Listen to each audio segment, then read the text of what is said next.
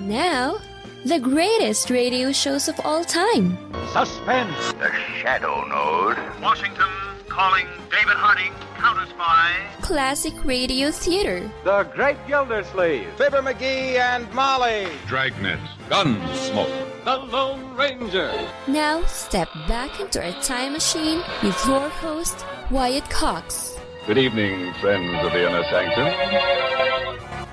Action, adventure, espionage. Orson Welles as Harry Lime in The Lives of Harry Lime, the Third Man, as it was originally broadcast December 7th, 1951. And by the way, these shows are before the motion picture The Third Man, because Harry Lime dies in the picture. This episode is entitled The Third Woman.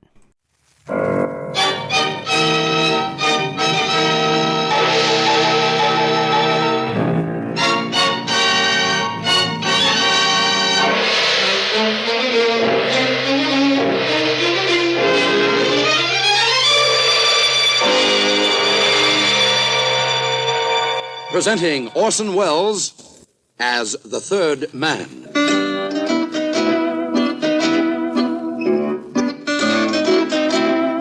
The Lives of Harry Lime. The fabulous stories of the immortal character, originally created in the motion picture The Third Man, with zither music by Anton Karas.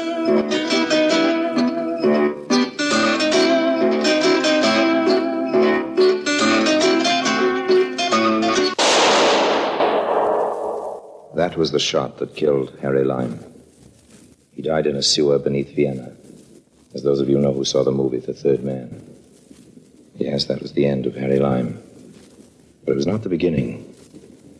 Harry Lime had many lives, and I can recount all of them. How do I know? Very simple. Because my name is Harry Lime.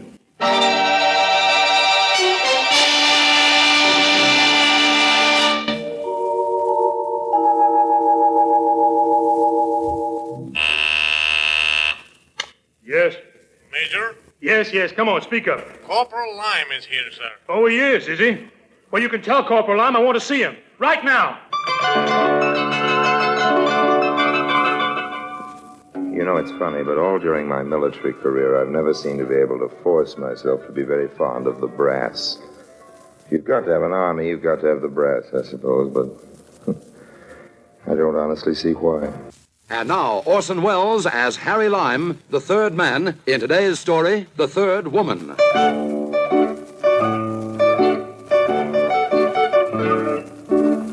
You know something, Corporal Lime? No, sir. If we could prove half of this stuff in this file, you'd be celebrating your 100th birthday in a military prison. Yes, sir. I dare say so, sir. Shut up and listen. You report to the address on this slip of paper. It's a tailor on Saville Row. The tailor has his instructions. He's to make you 3 suits, including the full soup and fish. And the whole outfit's to be ready in 48 hours. Isn't that awful? Yes, sir. Wait a minute, it gets worse. You go to the Savoy Hotel. You know where that is? Yes, sir. A room is reserved there for you. You'll register as a civilian. For purposes of cutting red tape, you're going to be a civilian. But here are your papers. You'll be taking a trip pretty soon. Yes, we're sending you away from all these bombs. It's discouraging. Tell you, this whole army is as nutty as a fruitcake. I didn't say that, did I, Lime? No, sir, you didn't. Look at these papers. Yes, sir. See how you're traveling? Well, yes, sir, but this must be a joke. Oh, it's funny, all right. But it's true. There's the Allied command is sending you on a holiday, Corporal Lime. And you're traveling as a civilian with the rank of full colonel.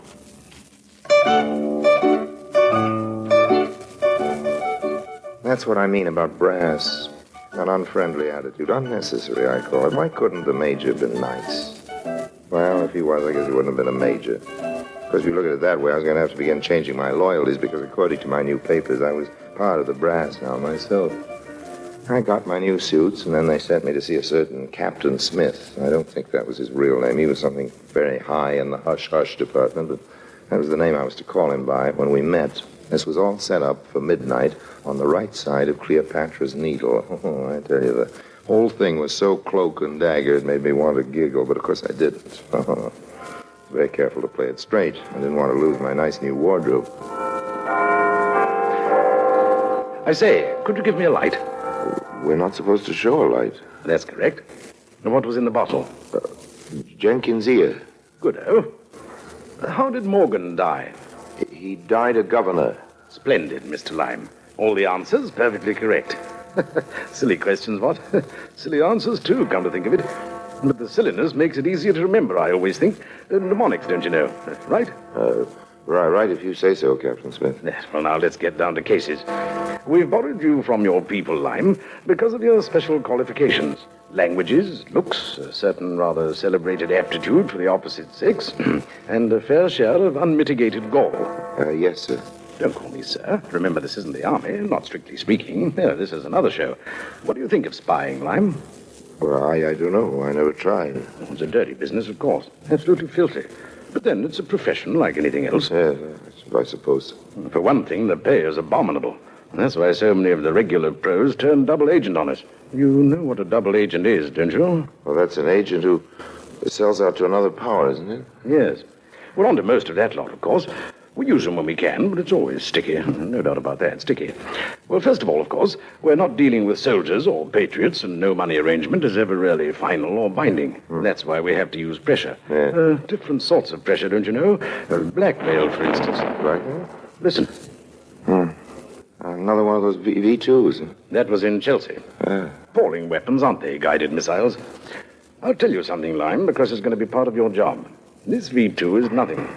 Jerry's getting ready with something a good deal worse in the same line. About 10 times worse, according to our information.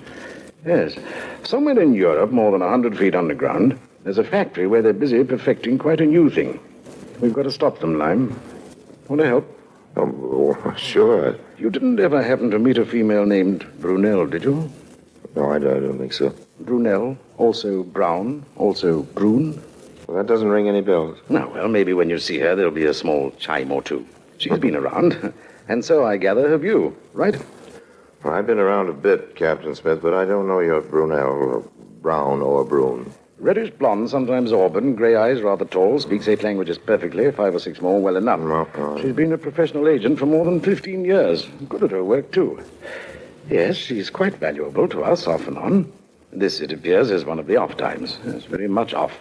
She was due to send us something rather important, you know. I gave you a hint about that. Oh, you mean the new rocket factory? You mean Brunel has information about where it is and she won't send it? Worse, she's given us false information. We think she really did manage to find out where this new guided missile thing's being built, and we guess she isn't telling us the truth because the Germans have some sort of hold over her. Yes, blackmail or something beastly.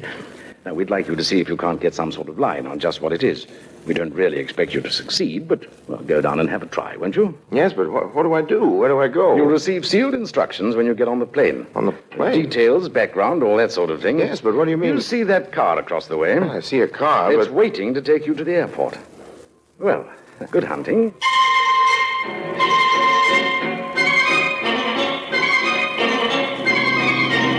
Pilot?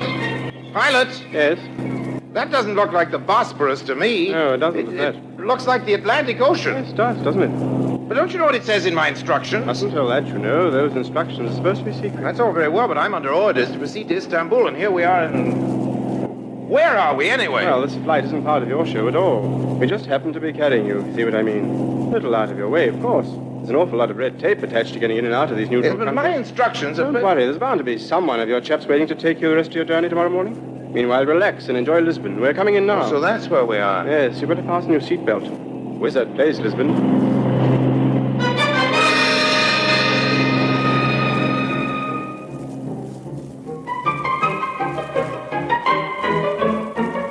Sure enough, they had me all fixed up for a flight to Turkey in the morning. I wasn't complaining. There weren't any rockets falling on Lisbon. Anyway, it's always been one of my favorite places for having a good time. I checked into the hotel, changed into my nice new white tie and tails, and took a cab out to the casino at Estoril. Comment vas-tu? Geneviève, what are you doing in Lisbon? My dear, in this city there are 2 things we try to avoid. The first is never, unless it's absolutely necessary, to address a friend by name. After all, you know one's name may not be one's name anymore. All right, darling. What's the second rule? It is a more strict one. We observe it very carefully. Fine, but you can't just expect me to obey the law if I don't know it. You asked me what I was doing in Lisbon. Oh, that's it. Sherry, no matter what the provocation, we never, under any circumstances, ask each other what we are doing in Lisbon. Well, I'm perfectly willing to tell you what I'm doing. Don't bother. Why not? I've got a good job. Oh? Yes. I represent the biggest Swedish manufacturers of ball bearings, and tomorrow I'm going up to Stockholm. To Stockholm, by way of Istanbul? Oh, you mean you know? Chérie, in Lisbon these days, everyone knows everything about everybody, and no one asks anybody anything. The first is a question of pride, and the second of politesse. It's very warm in here. Shall we go out on the terrace? Am I allowed to answer that one, or must I tell you in code? You like it here in Lisbon, Genevieve? Or am I breaking the rules again? I have my work. And, of course, I mustn't ask you what the work is. You know, I remember when you used to be a nice little hard-working confidence girl in Cairo. You were trying to avoid the cops of at least 5 different countries, but you weren't nearly so secretive. Okay. What are we allowed to talk about now? Harry. Yeah? Why should we talk? That's true. Why should we? That was a nice kiss. You still do that very nicely, Harry, but... What's the joke? You are such a terrible spy. Oh, I guess I am at that. Listen, Harry, I've always liked you. I'm not working for your people, but I know what you're up to.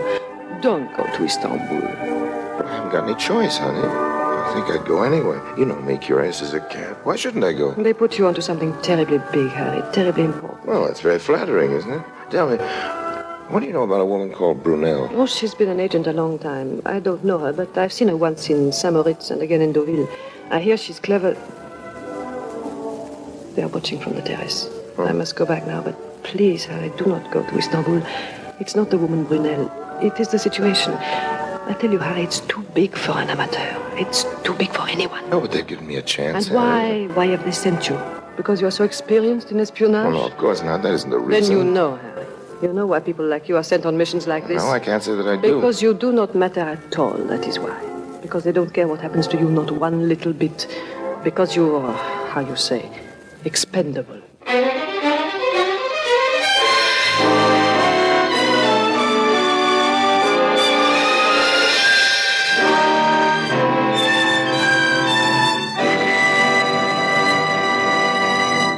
December 7th, 1951, The Lives of Harry Lime on Classic Radio Theater with Wyatt Cox.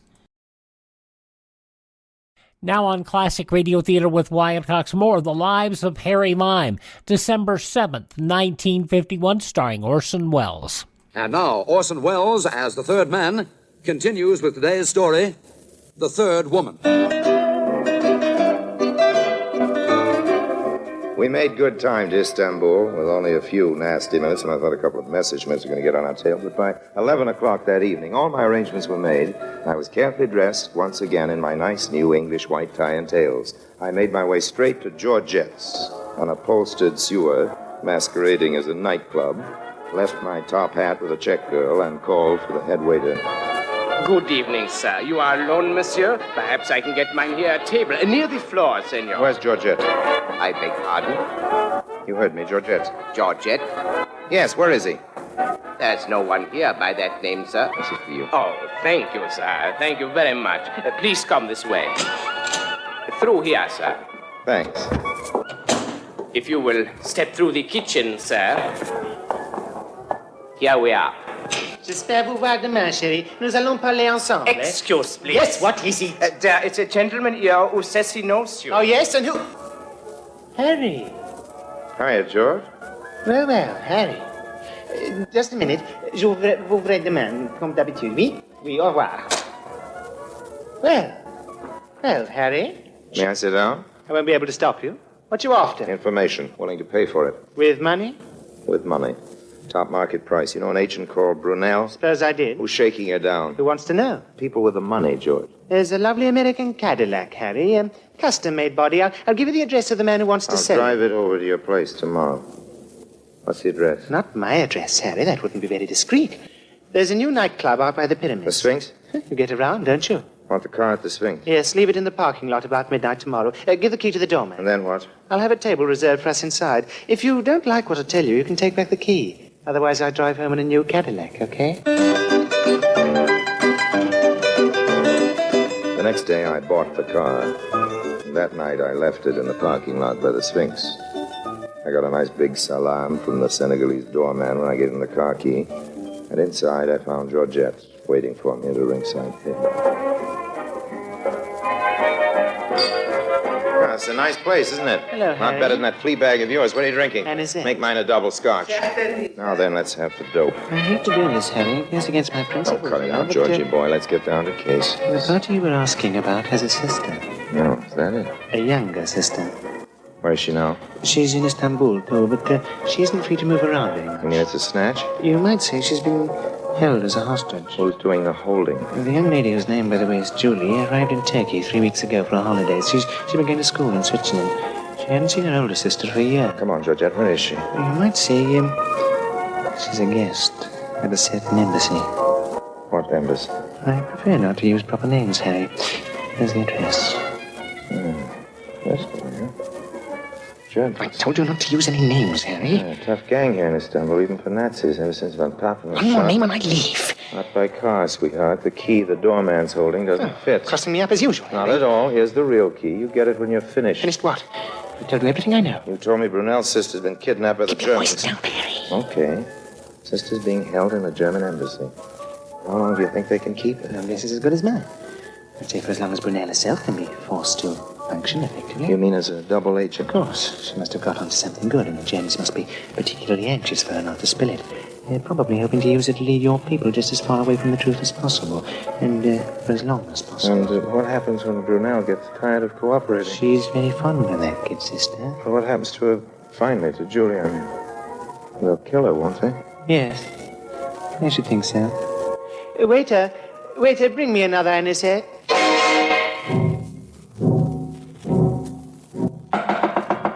Yes? What is it? Miss Brunel, What do you want? I came here to see you about Captain Jenkins. What about him? His ear is in a bottle. Also, there's Governor Morgan. Oh, Come in. okay. No need for all that rigmarole. I know who you are. You're Harry Lime. That's Used to right. run contraband out of Marseille at 37. I met you once in Monte Carlo. Now they've sent you from London. What's your message? Sorry, I haven't got any message. Nonsense. They've sent you here to tell me something. What is it? The message is supposed to come from you, Miss Brunel.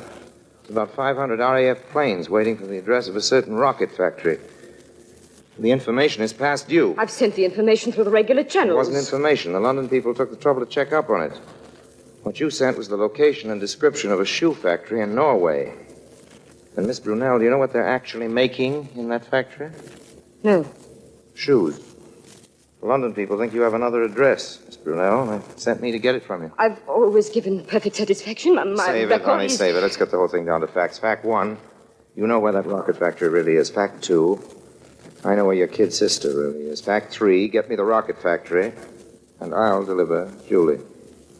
How can you do that? There are over 60 people in the embassy. She's up on the 3rd floor. There are armed They're guards. giving a reception, aren't they, tomorrow night? Who? The German embassy, honey. Don't go stupid on me. I want an invitation. But how can I do that? You can do it. You're working for them, aren't you? Here's the name. I've squared it with the Istanbul police. You go on from there. Get me the invitation to that party, and get yourself 2 tickets for Switzerland. You mean you really The think... plane leaves at 4:30 in the morning. Bring all the information on that rocket factory to the airport. I'll bring Julie. Well, goodbye now. Sorry, but I've got to run. Where are you going? I'm going to play pinochle with the chief of the Turkish fire department. Well, goodbye for now.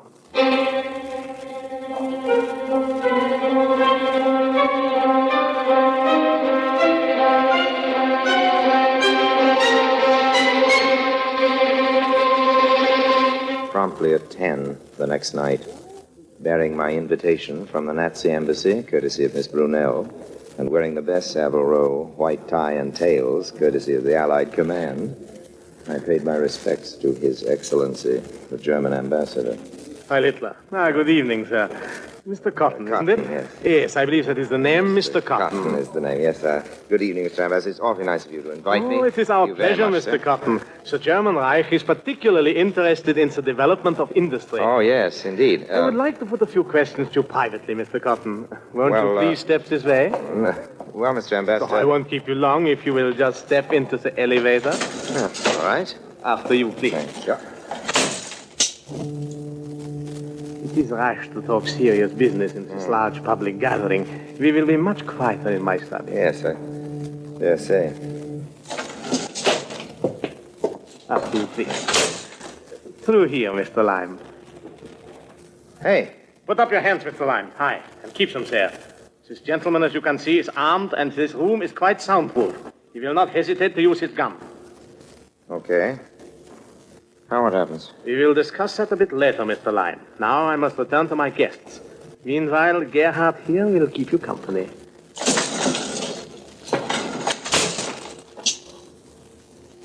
Well, Gerhard, here we are. Keep your hands up. The ambassador says I'm stupid, Gerhard. Do you agree with him? All the Americans are stupid. The conclusion of the Lives of Harry Lime, December 7th, 1951, when Classic Radio Theater continues.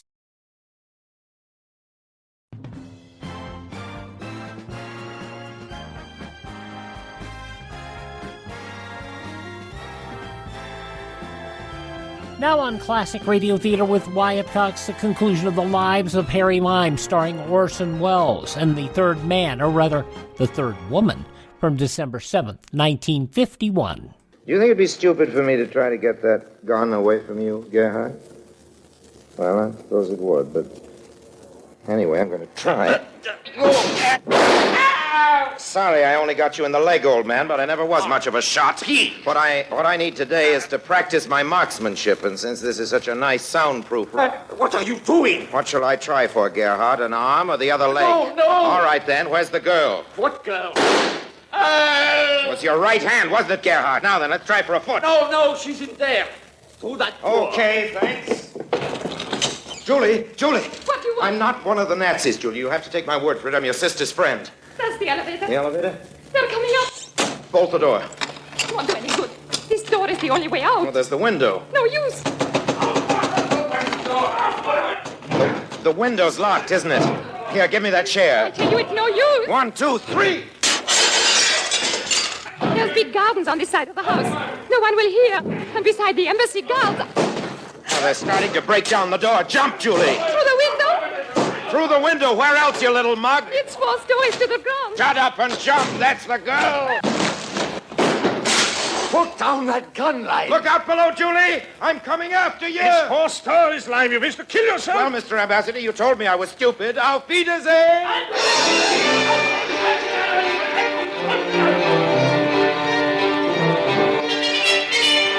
That night, there was seen in the streets of Istanbul one of the strangest sights in the history of that historic city.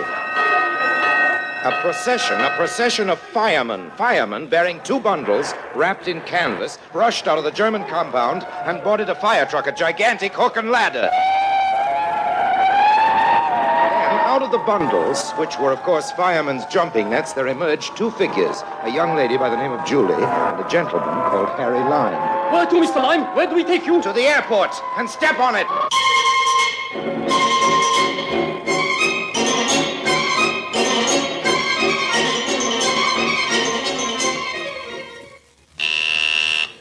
Yes?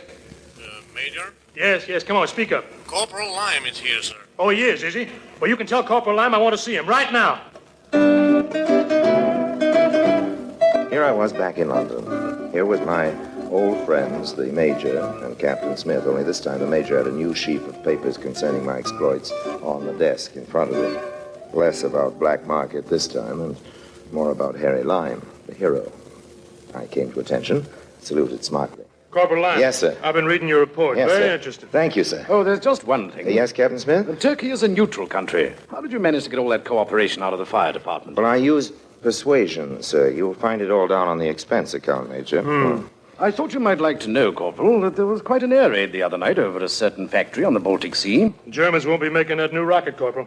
Not for some time, anyway. I'm glad to hear it, sir. I suppose you think we owe the whole thing to you, don't you, Corporal? Well, we don't. No, sir? That air raid was held 3 nights ago when you were in Lisbon. 3 nights?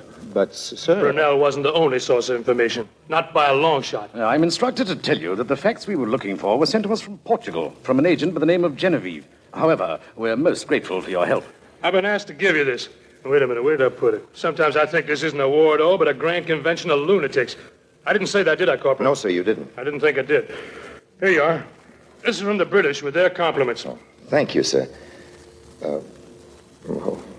What is it? It's an address. We thought you might have lost it.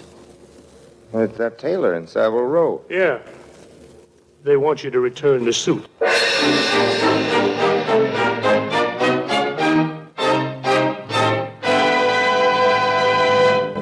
And now, Harry Lime.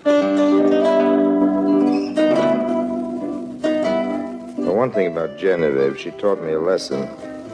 Now I understand why women make better spies than men. They're so obviously more honest. You always presume they're lying and never even suspect that they might be telling the truth. And why would you? December 7th, 1951, The Lives of Harry Lime on Classic Radio Theater with Wyatt Cox. Thanks for tuning in to Classic Radio Theater with Wyatt Cox. Now, part 3 of the 5-part Yours Truly Johnny Dollar story, The Cronin Matter, The Dancing Dolly, as it was originally broadcast December 7th, 1955. From Hollywood, it's time now for Johnny Dollar. Hello. Dollar? You're the Mr. Dollar that's been trying to phone me? Is this Dr. Bigby? That's exactly who it is, and I'm very busy right Look, now. Dr. Bigby, I want you to come out here just as soon as possible. It's the old Cronin summer place about 5 miles up the river from where... Oh, I know where it is, I know. What are you doing up there? The house has been closed for years. Mrs. Cronin opened it up for a party this weekend, but she was taken ill on the train coming up, and I want... Is Dolly out there? Yes, she's the one I want you to look at. So she's back. After all these years, she's come back. She had a prescription from her doctor in New York, but she's taken the last of it. It's apparently her heart. I'm sorry, Mr. Dollar. I'm very busy tonight. Oh, what? Much too busy, and then there's a storm coming up, and I have a patient someplace, I think. Now, wait a second. If you're a friend of Dolly's, Mrs. Cronin's, do one thing. Take her back to New York. Now. Tonight. Get her out of here. Fast. Before it's too late.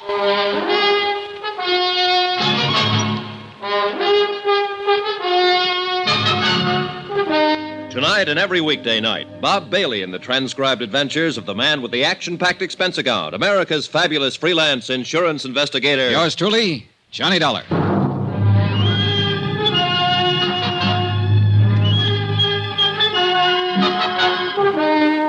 From Special Investigator Johnny Dollar at Wells Falls, New York, to the Home Office, Surety Mutual and Trust Company, Hartford, Connecticut. Assignment, the Cronin Matter. A $500,000 necklace. Expense account continued. Item 7, $5.40, taxi. I figured I'd find Dr. Bigby in one of the local pubs, but I covered them all in about 30 minutes. No sale. And unfortunately, Bigby was the only doctor in Wells Falls. Worse, the local druggist couldn't fill Mrs. Cronin's prescription. The nearest chance was Tupper Lake, 25 miles away. Back out at the Cronin place, I turned the taxi over to Jason Prell, Mrs. Cronin's business advisor, and he took off for Tupper Lake to look for the medicine. Then I went looking for Mrs. Atherton, a village woman who had been housekeeping on the estate since the place was built. I found her in the kitchen. Storm's brewing up, coming out of the mountains. It'll hit us before morning. They always come in the night. I guess you've seen a lot of storms in these hills, Mrs. Atherton. Lived here all my life, never been out of them. It's Miss Atherton, not Mrs. Oh. She's the missus up in the bed, even if she is a widow. Little Dolly, Mrs. Cronin, till death do us part. Did you know Barnaby Cronin, Miss Atherton? Yes, I knew him. Of course I knew him. I worked here. Oh, yes, you were here then. What kind of a man was he? Like any other man. Not according to Dolly, Mrs. Cronin. She apparently worshipped him. Still does, in fact. Dolly's always worshiping something. Everybody was always worshiping her. She had us all dancing to her tune and without even trying. You knew her back then? She was born and raised here in the village. I thought everybody knew that. No, that's one I missed. Well, we used to work together, waiting tables at the summer hotels around here. That's where Jason Prell saw her. Told her she ought to be on Broadway. She left the town the next week. Didn't come back again till after she and Barnaby was married. And she got him to spend a fortune to build this place for her. Well, I guess he had the fortune to spend. Oh, yes. She married well. Count on Dolly for that. Always got whatever she wanted and never even had to ask. Things were just given to her, always. Yeah, probably so. But she's been pretty generous herself. Like keeping you on here, for instance, when the house has been closed up for years with nobody using it. Oh, she's the dancing darling, all right to the end. Well, now, if you'll excuse me. There was something else I wanted to ask you, Miss Atherton. I'm not one to talk ordinarily, but you got me started. Well, this is not about Mrs. Cronin, at least not directly. She was taken ill on the train. I don't think it's serious, but I wanted a doctor to look her over. The only one in the village seems to be a man by the name of Bigby. Bigby. He's the coroner here, but he's not a doctor. No? No, not anymore. Still calls himself one, but he lost his license 10 years ago. He's a drunken sot. Yeah, I kind of figured. But he sobered up fast when I told him on the phone that the patient was Mrs. Cronin. He refused to come out, told me to get her away from here fast, and then he hung up on me. Forget him. He couldn't do her any good. But I'd like to know why he acted that way. Do you happen to know any reason? Bigby is a drunk. Who knows what his reasons are? I thought you might. Better ask him. What difference does it make anyway? He can't help her. Nobody can. What do you mean? She's come back, finally. For the first time in all these years. Took sick on the train. That wasn't any surprise to her. She knew it was going to happen. Well, I guess she halfway knew. She knew. It's like with an animal. When it's hurt or sick and it comes home to die, and that's what she's done. She's come home to die. No, I think you're wrong there, Miss Atherton. I don't think she's anywhere near that sick. Barnaby didn't think so either, when he came back here to die. Barnaby died here? Yes, in this very house. A heart attack, it was called. He came up on the afternoon train and... That's strange. It was the same kind of night. A storm like tonight. Strange how things move in patterns. Were you here with him, Miss Atherton? Barnaby died alone. And the doctor? Bigby? Miss Atherton, was the doctor... I'm sorry, I was thinking. The bridges were washed out. Bigby didn't get here till the next morning. Wouldn't have mattered. He couldn't have done anything. Nobody could have. When it's time for a thing to be done, it's done. Nobody can stop it. Nobody. It was a strange evening, ominous and oppressive, with a feel of violence in the air. Even the house itself added to the feeling. Furnished lavishly in a style 30 years forgotten, it seemed garish now, old and tired and lonesome. Like Mrs. Cronin herself, who'd planned a grand party for all her old friends, and instead lay ill and alone in a bedroom upstairs. The Queen gave a party, and nobody came. All dressed up, no place to go. Yeah, gloomy evening. Jason Prell came back from Tupper Lake with the medicine. Miss Atherton served a dinner of sorts, served it in silence, and we were left to our own devices. 5 guests in a mansion built for 100. Prell stayed pretty much to himself. Lovely Laura Dean, with that air of knowing innocence, inveigled Shorty Weber into teaching her some of his old dance routines, and they cranked up an old phonograph in the music room. And me, I just stood at an open window and watched the rain come down and tried to think. That's the perfect touch. It's exactly what the evening needed. That music? Now, Sylvia. Really cornball, isn't it? No, Johnny. I meant the thunderstorm. An isolated old mansion, fabulous necklace of diamonds and emeralds, weird housekeeper, a hostess lying ill, and now rain. Shades of a house of Usher. That'll make a good lead for your magazine story. I should have stayed in New York and just written it, not lived it. Oh, I thought you were the big take-a-chance girl, Miss Blake. Danger, mystery, adventure. Don't those things appeal to you? Maybe. Is there any of that lying around somewhere? There may be, before the night's over. Well, all I can see at the moment is sheer boredom. You have to know where to look. In the bottom of that scotch glass, for instance? Just killing time. Oh. I've been wanting to ask you, Johnny. How'd you get that cut on your head? It's a long story. It happened on the train, I know that. You didn't have it when we left. A sudden stop. I fell over my suitcase. Sure you did. Backwards. Huh? It's on the back of your head. Somebody made a try for it, didn't they? On the train coming up. Well, I don't know what they were trying for. There wasn't time to ask. Maybe they even got it. That's the way you were betting, wasn't it? That it wouldn't be just an attempt. That somebody was going to get it and get away with it. Did they? Is that what happened? Is it gone? All right, just stand there and grin then. Oh, rain. I'm going back to the city tomorrow. You are? Well, don't smother me with your pleading. No, stick around, Sylvia. Things may get better, including the music. You know, in a way, I hope somebody did get the circle of fire. Why? What good is that fabulous necklace doing her now, lying up there? She's had everything she ever wanted. Life's been too easy on her. She doesn't deserve it. She ought to lose it. Her life or the necklace? The necklace, of course. You know, for reasons I can't go into, I think you'll be sorry you said that someday. Sorry? Why? She's a woman who's had everything. You're pretty predator, aren't you? Hurt and afraid. Am I? You feel something big may have passed you by, and you put up that tight, bright front for protection.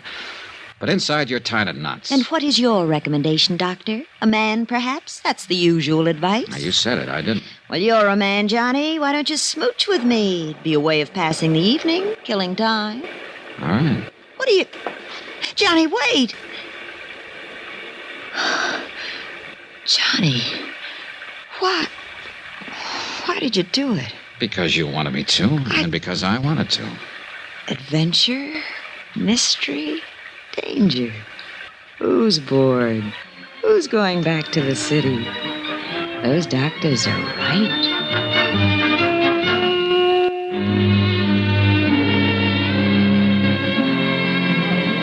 Mr. Dollar, could I talk to you for a minute? Why not, Shorty? What's on your mind? I don't know exactly why you called us all together in It here. was Mrs. Cronin's idea. She set it up with me earlier. Well, it ain't got nothing to do with what I want to say. You seen me in a bad light there yesterday at Dolly's apartment. Well, you found a gun in me. You know about my record. It made it look bad. I know it did.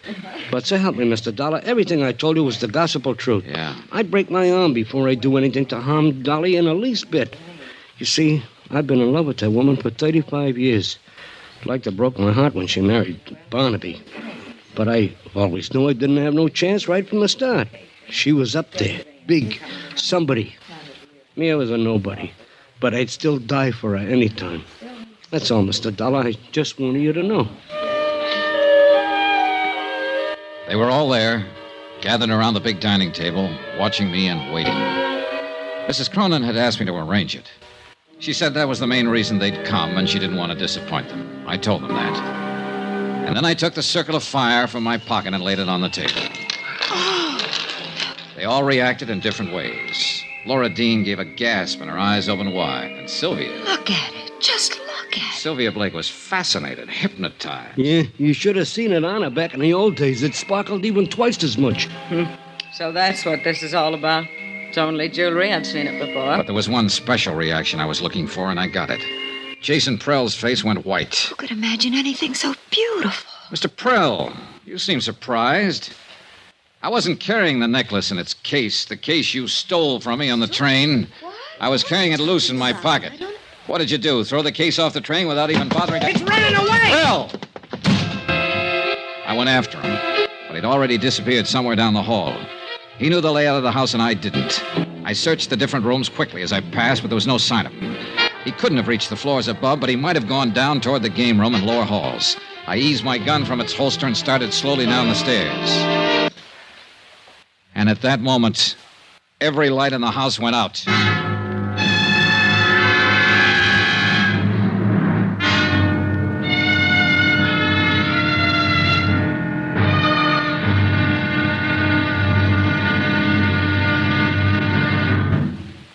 There'll be another intriguing episode in our story of the Cronin Matter tomorrow. Tomorrow, a white lie, a bullet from the darkness, and death comes in out of the rain. Join us, won't you?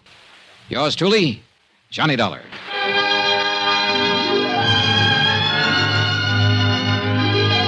Yours truly, Johnny Dollar, starring Bob Bailey, is transcribed in Hollywood. Written by Les Crutchfield, it is produced and directed by Jack Johnstone. Be sure to join us tomorrow night, same time and station, for the next exciting episode of Yours truly, Johnny Dollar. Roy Rowan speaking.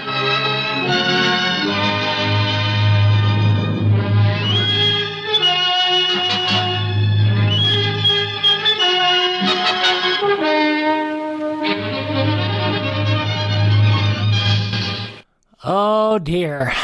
This does not sound good. From December 7th, 1955, yours truly, Johnny Dollar, here on Classic Radio Theater with Wyatt Cox. We thank you so much for making us a part of your day. Hope you'll visit my friend Ted over at RadioMemories.com. He supplies all sorts of shows, including yours truly, Johnny Dollar, The Lives of Harry Lime, and many other shows on cassette, CD, or flash drive for your computer. Ask Ted, he'll try to find it for you. That's at RadioMemories.com. RadioMemories.com. Oh, and his restoration of Lum and Abner, excellent sound. Classic, that's at RadioMemories.com. My webpage is classicradio.stream. There you can stream our shows on demand. I also have a list of a number of the podcast sites that have our shows available for download, and you can also contact me there. You can also find information on building a classic radio collection of your own. Our social media links are up there as well. And if you'd like to go up and above all to support this show, you can buy me a coffee. The Buy Me a Coffee money goes for us to expand our classic radio theater collections, and also, more importantly, to help us keep our distribution channels open so that you can listen to us for years to come. That's classicradio.stream. Thanks for tuning in. Thank this station. Support their advertisers. Tell your friends the great radio shows are right here at this spot on the dial. Classic Radio Theater with Wyatt Cox on your favorite radio station.